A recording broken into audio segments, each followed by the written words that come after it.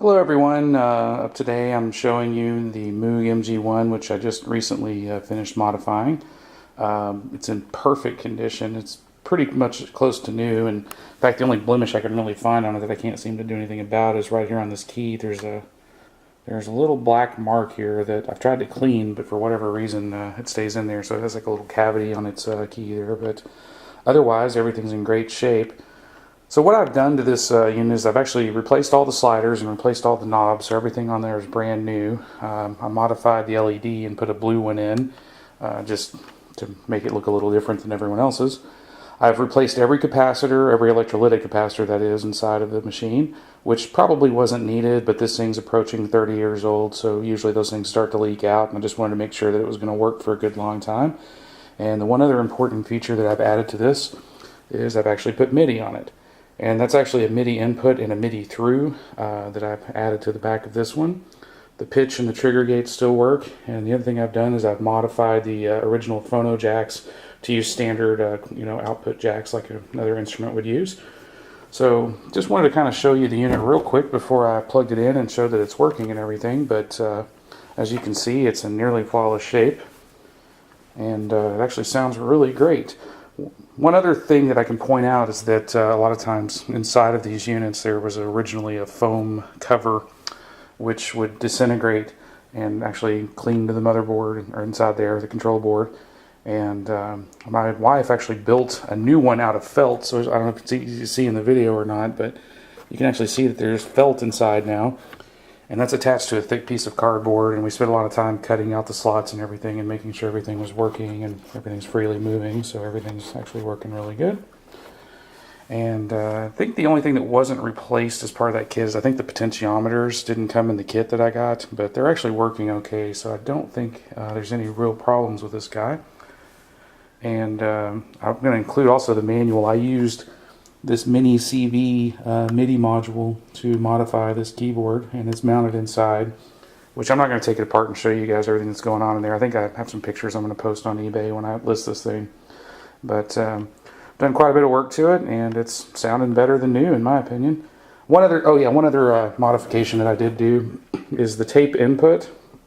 Originally this was on here just to kind of pass music through the unit so you could kind of play along with it. But I went ahead and I connected that up to the VCF here so you can actually use that to modulate and input sound. And I'll hook up an MP3 player or something to show you kind of how that's working.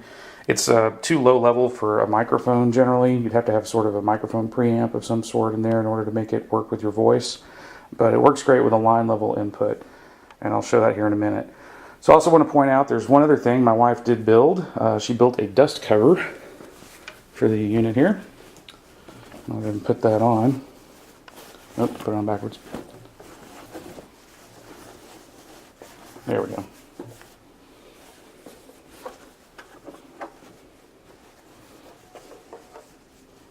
Yeah, there, that was right there.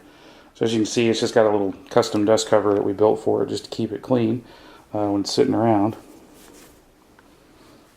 Alright, well I'm going to stop the video for a minute, and then I'm going to hook up first thing I'm going to do is just plug it into a speaker and just show you that everything's working on it okay. I've actually got a sequencer that I built. I'm going to plug into it to show you that the MIDI pitch, or not the trigger, I'm sorry, not the MIDI, but the pitch and the trigger inputs are still working. And this is basically what they call an S-trigger type keyboard or a negative trigger keyboard. And my sequencer that I've built will handle that. And then I will lastly plug in a small MIDI keyboard just to show you that the MIDI port's working. And oh yeah, one other thing I wanted to point out on here is this switch and this button right here is actually MIDI on, MIDI off.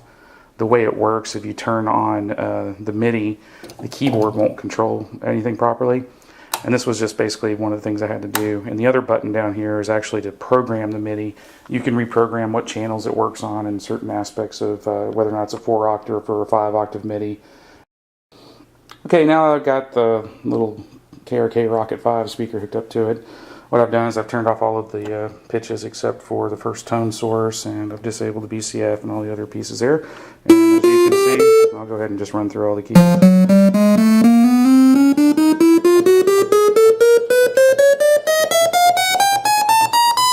So yeah, just so you can see that they're all functioning and triggering. And I'll turn off this tone source and turn the other one on. yeah, actually, I meant to go back over here.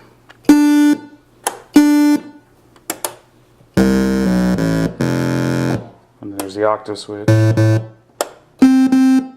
And wave shape. Anyway.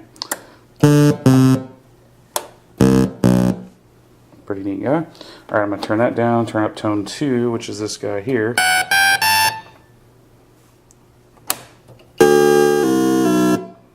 Oh, I've got the synchronization in. Anyway. And this one has a detune. An octave switch. And the wave shape. And yeah, you can synchronize this sound to the other one, so let me turn the tones up a little.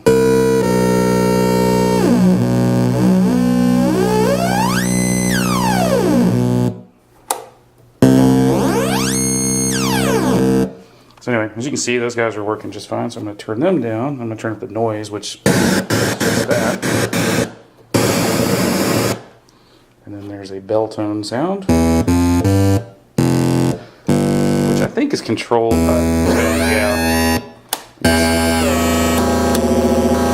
I think it's controlled by tone 2, but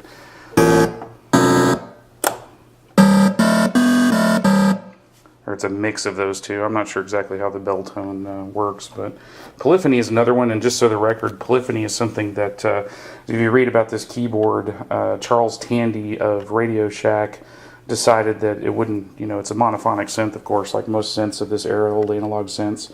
And this particular guy decided that it had to have at least a function where you could play more than one key.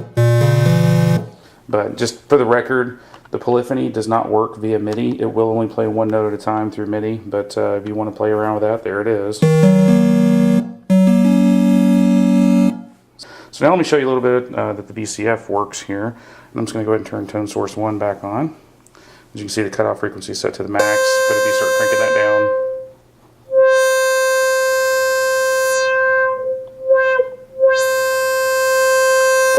the other thing is the attack and I guess the release or the sustain. I'm not sure which it is, but it's not a full ADSR, but I've actually got it set to turn on. You can do continuous, which just makes it trigger. If you contour, it'll actually use the rise time and the fall time. Oops, out of focus here. And I can make the attack short, the sustain long. Ready to attack. Comes up quiet and then goes off quick. Lower. Yeah. There we go. Alright. So I'll just turn on a couple of the sounds here. And oh yeah, one other thing I need to show you is there's actually a way to modulate the rate here. If you turn the filter up over here.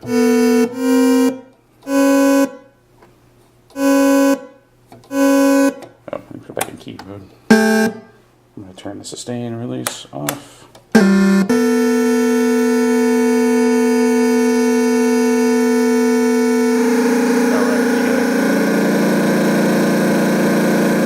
Okay, I forgot. This is actually for modulating the filter, and this is for modulating the tone sources. Now that I've got it set to do that, I've got both the tone sources up.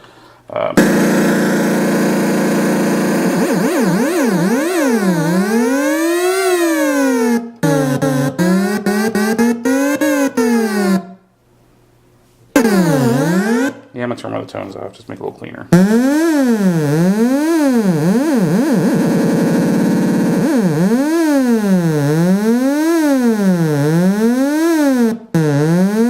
And you can also modulate the filter, which is kind of neat.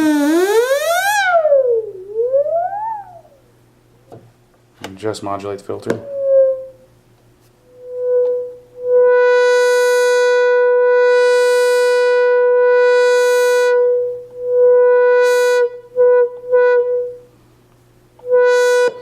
Well, anyway, as far as I know, all the functions are working on it. I'm not great at playing keyboard or anything. I'm usually more of a sequencer kind of guy, which is why I put MIDI on here to begin with. But oh yeah, also you can see the nice blue LED on there that I replaced with the.